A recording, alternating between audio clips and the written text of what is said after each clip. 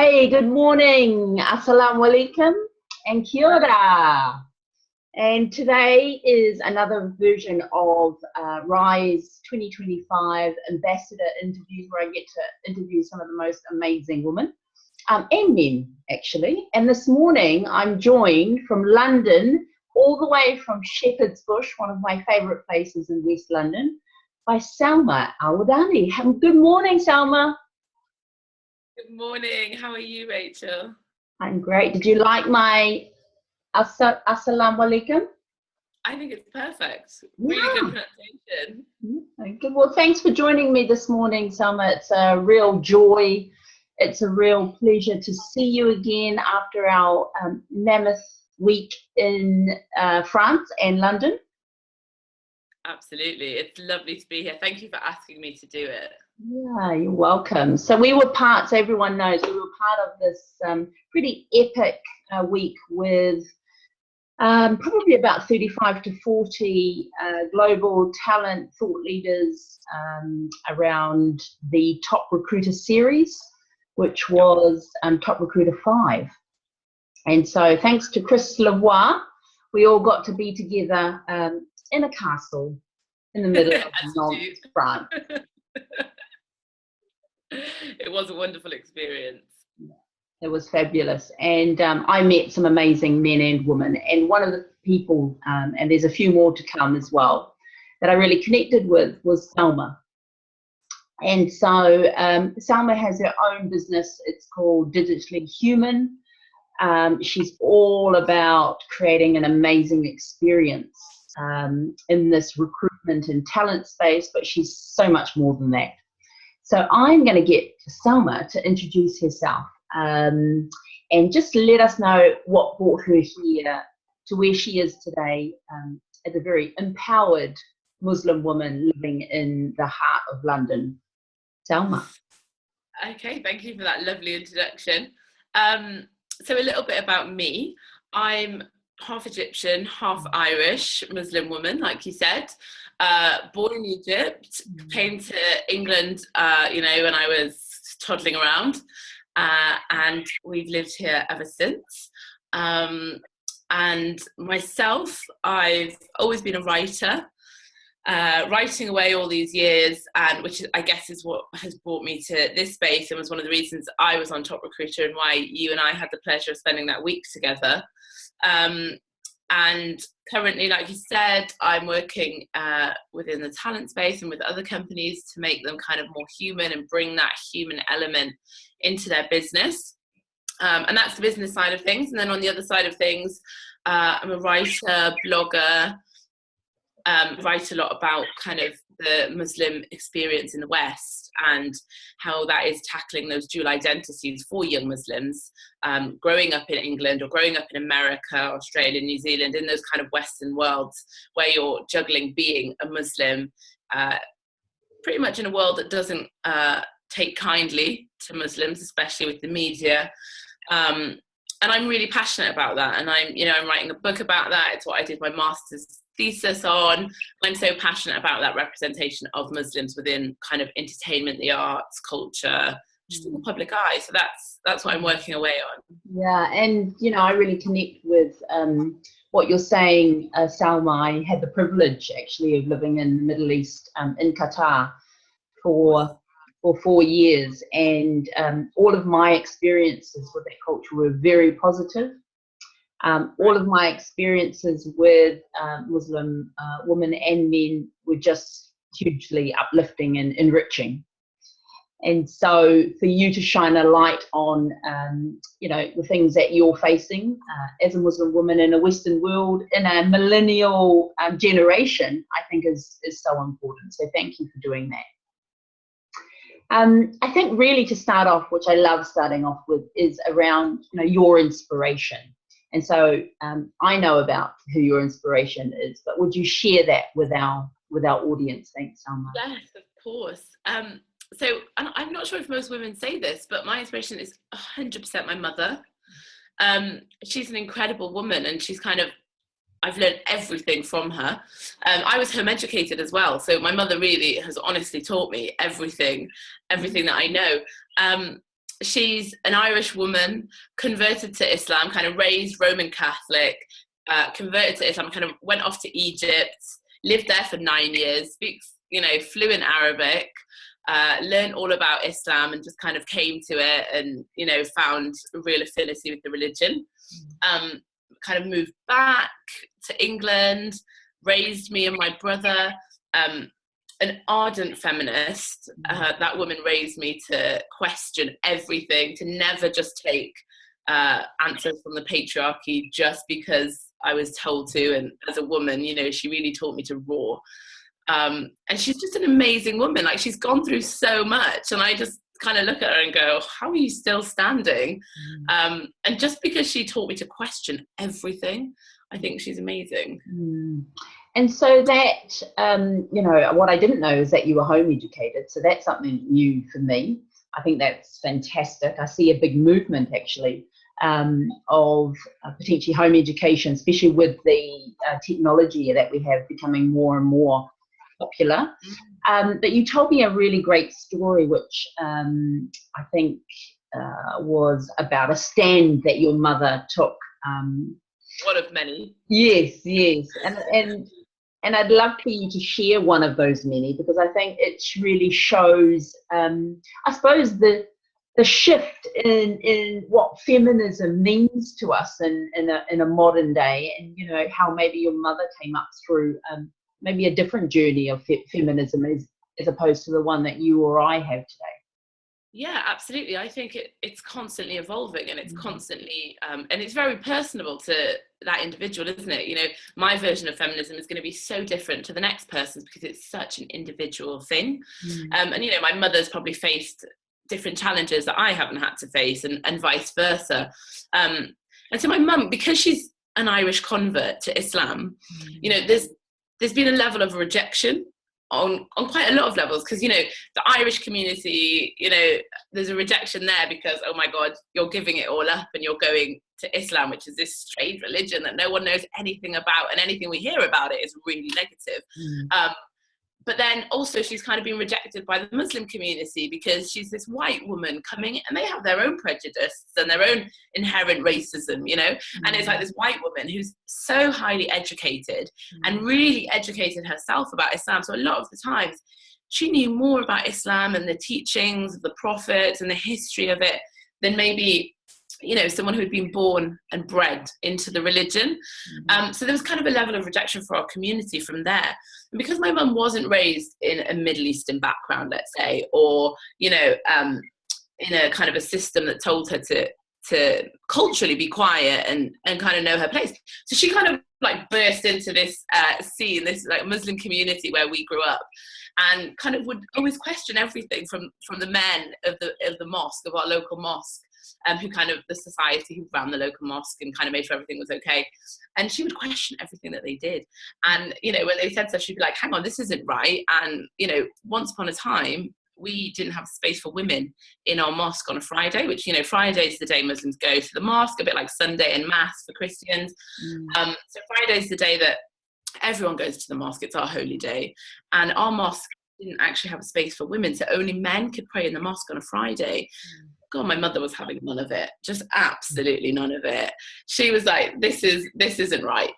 Whereas everyone had previously just accepted it quietly. So my mum went every Friday morning, a little bit earlier than the men got there, and just sat in her space and wouldn't move, and they're not going to physically pick her up and move her. And she'd be like, no, I'm going to pray here and some more women will come. And, she just took a little space at first. And then when more women would come, a little bit.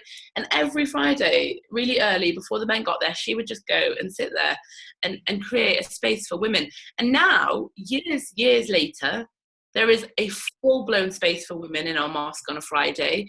She doesn't probably go there anymore, but it's accepted. There's a space for women go. And, that all started with my mother just going and sitting there and saying, actually, I'm not going to move. Like, we have a right to be here as much as you.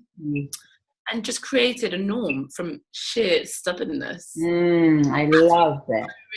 to me to see that, because she's taking me with her every Friday morning, right? And I'm sitting there with her while the men are like, can you please move? And she's saying no, because in our religion it says that women should come to the mosque and pray too, so we have a right to be here, and I want to worship on a Friday with my community, so I want to have that that pleasure.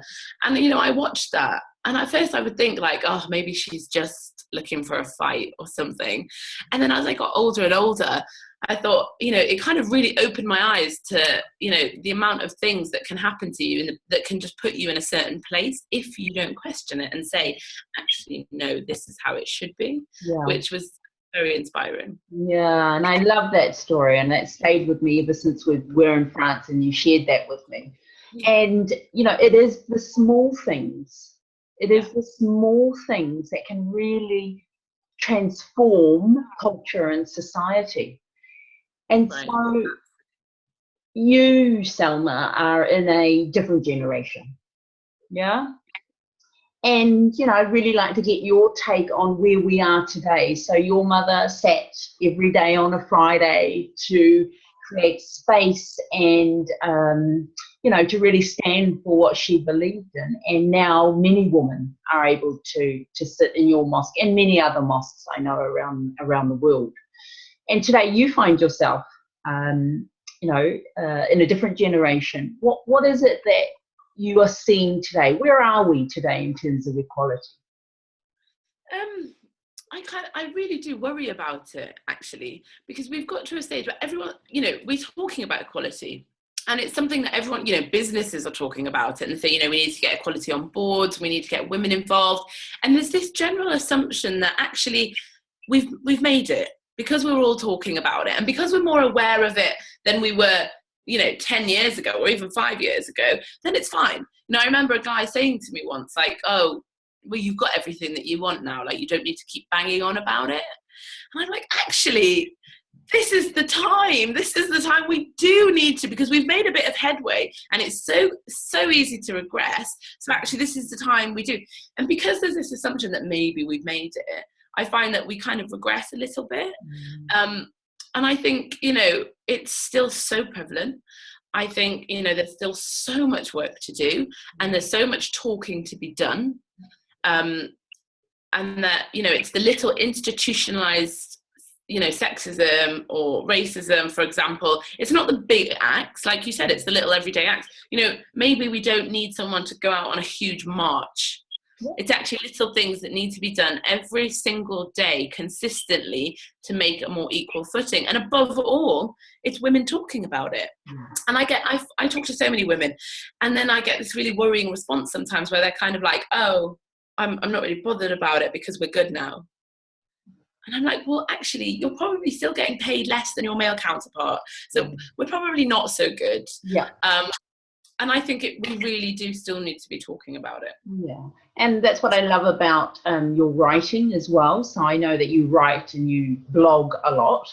And I really enjoyed reading your Dangerous Woman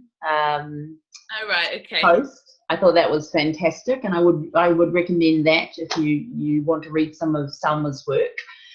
But you also, and I read that you, as a young woman, as a child growing up, you originally wanted to be a journalist. Yeah, I wanted to be a journalist, and I wanted to work in a library. I really wanted to work in a library. I think as I got older, I realised there was no money in it, and a library wasn't gonna pay the bills, or wasn't gonna cut it, wasn't gonna allow me to travel everywhere. But I grew up home educated, and when I was about 5, my mum threw the TV out, and we've never ever had a television in our house to this day. So I didn't grow up with a TV. I grew up with a bookcase. Like I had a bookcase, my brother had a big bookcase, downstairs was, ceiling to floor, just books. So I was just surrounded by books all the time. I just wanted to read, I wanted to write, I wanted to tell stories, and that's kind of that's all I ever wanted to do, and just constantly tell these stories. Yeah. And you have a very close relationship with your father as well. And I love seeing you with your dad. I think it's the cutest thing I've ever seen. And I know how that feels because I'm really close to my dad as well. So You've always had that relationship with your father? Yeah, so my father is my stepfather, and he's Pakistani. So I have a huge Pakistani family as well, just to add that into the cultural mix. And he's been my dad since I was about, I think, 6. And he's incredible. You know, he married a woman who had 2 kids, you know, who kind of come from Egypt. They divorced her husband and moved back overseas.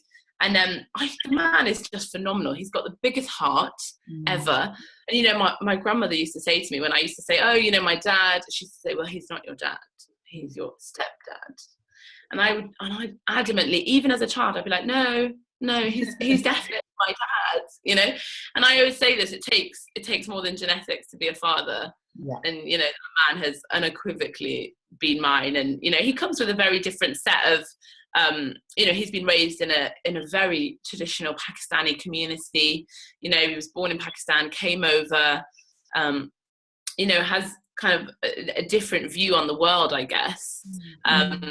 But is the most incredible supportive man, and is just kind of, you know, he's married my mother, you know, and like in the Muslim community, when my mother refused to move, you know, they would say to my dad that, you know, they'd talk to the husband and they'd say to my dad, can you please tell your wife she needs to move or else I'm going to call the police? And my dad would just laugh and he'd be like, go for it.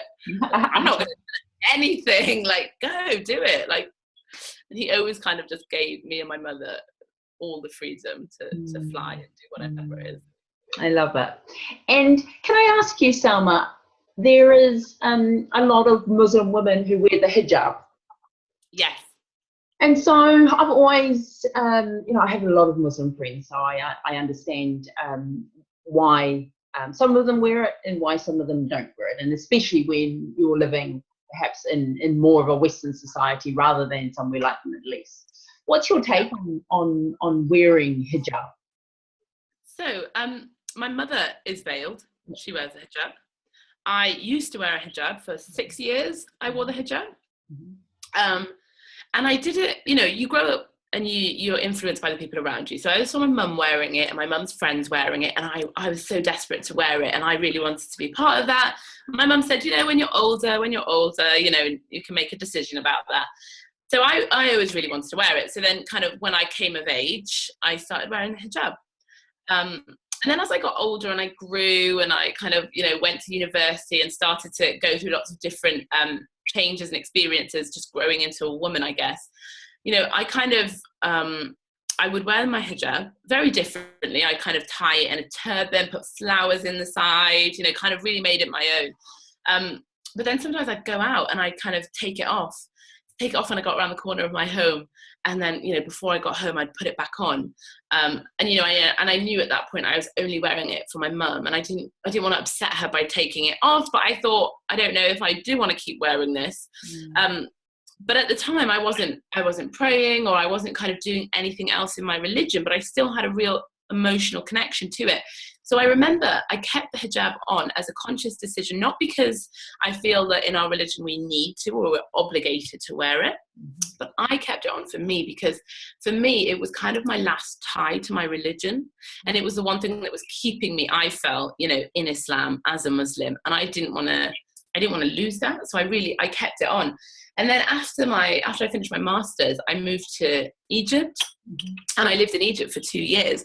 And when I went there, I kind of really reconnected with my religion, really identified with my faith, became a lot more kind of faithful and spiritual, you know. And it's easier there, admittedly. I mean, you know what it's like in a Muslim country. That, you know, the call to prayer rings out 5 times a day. And if you stand up in the staff room and you say, I'm going to go pray, about 3 people or 6 people will turn up and say, oh, I'll come with you because I need to pray as well. You know, if you're in England and you're at work and you go, oh, I'm going to pray, everyone just kind of like, what?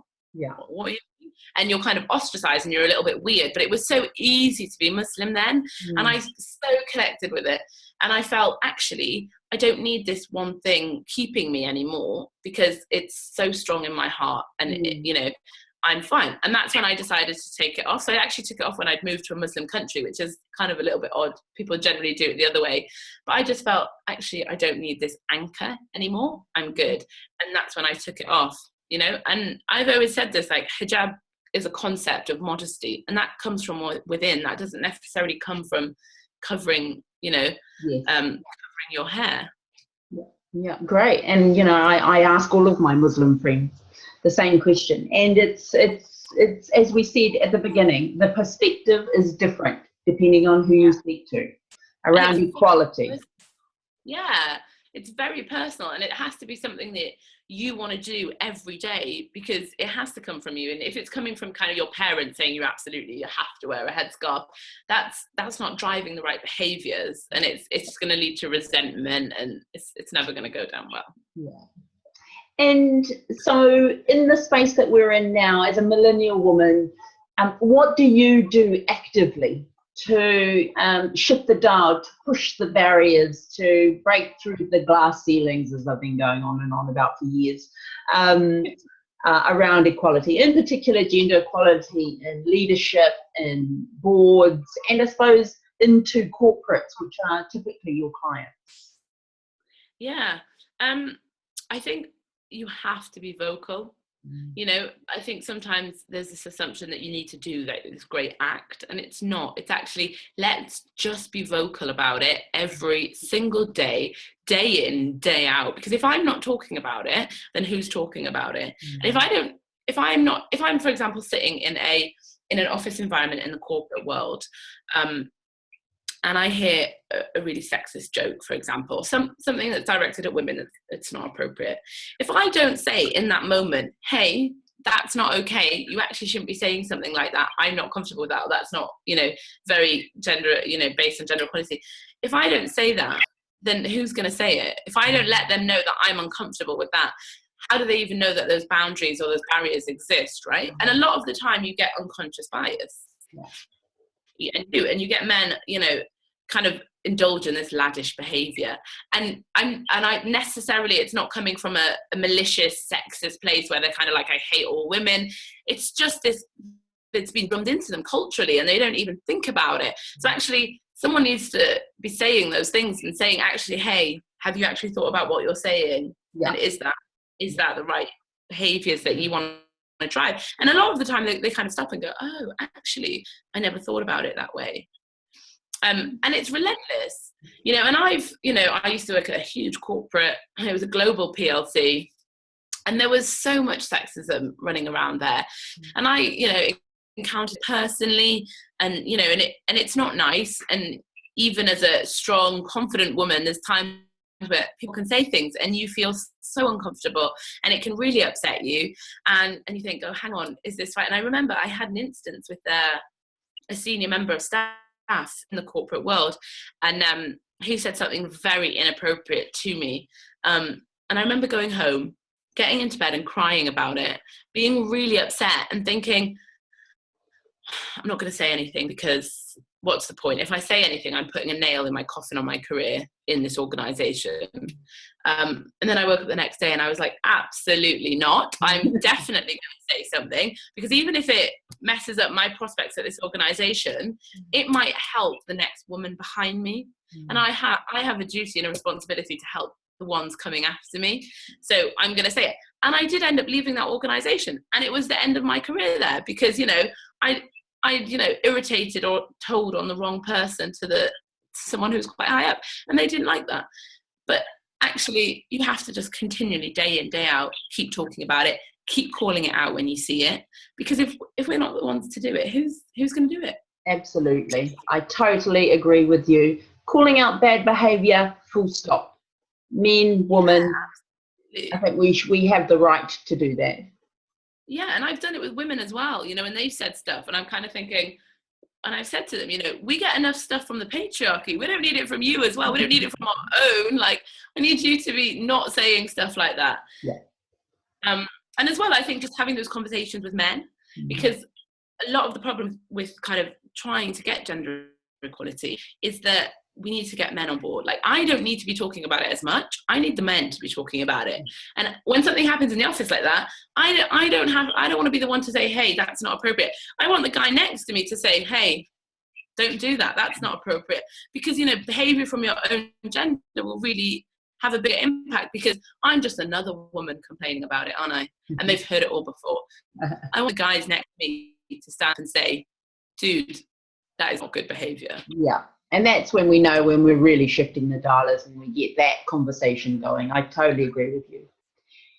Exactly. And so what's your, if you had to leave a message for your audience, for women, for Muslim women, for men, what would that be, Salma? Because this is really about, it's about leadership, it's about having a voice, and it's about really standing for what you believe in. What would be your message to the listeners today?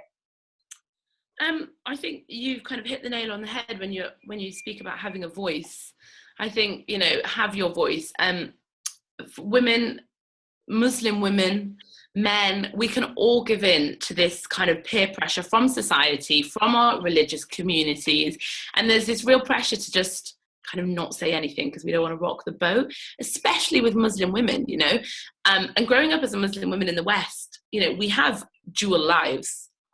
100%, you know, especially when we're growing up and we're kids and we're kind of hiding things from our parents and we're kind of going out clubbing and then coming home pretending we were staying at this person's house. And, you know, there's definitely two strands of life that's going on.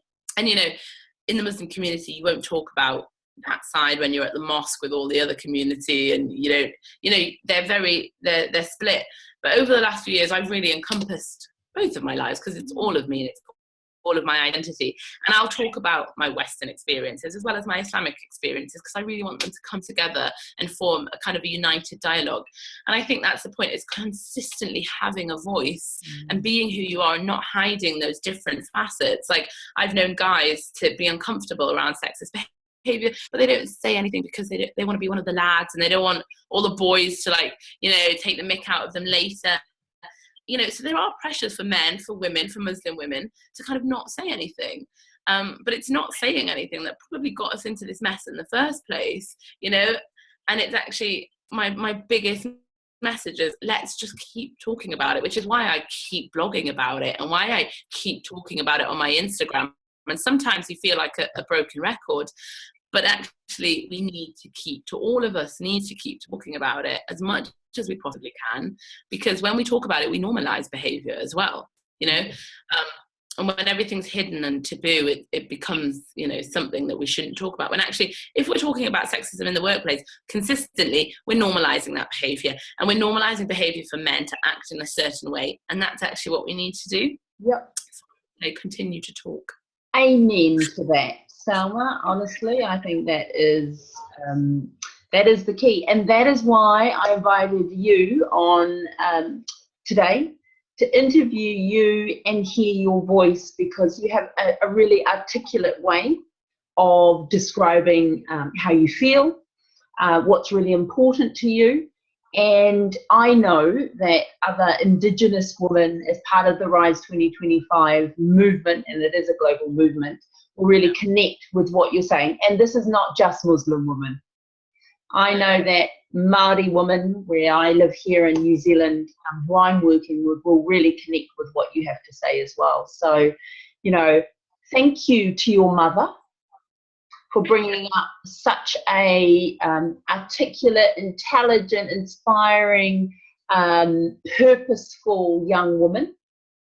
I think you are what I see as the future of bringing the Western and that other cultural dynamic that you have in your life into one. And I understand it takes time. It takes time. But your contribution in terms of the way you blog, the way you turn up, whether it was on Top Recruiter, I know is so valuable, Salma. So, you know, I really thank you from the bottom of my heart. All the way from, you know, Aotearoa, New Zealand. We will welcome you one day to our country. Are you coming? Oh, absolutely. If I can, the minute I can, I'm going to come and hang out with you, hang out with some of the incredible Maori women that, you know, I see you with and I see you working with.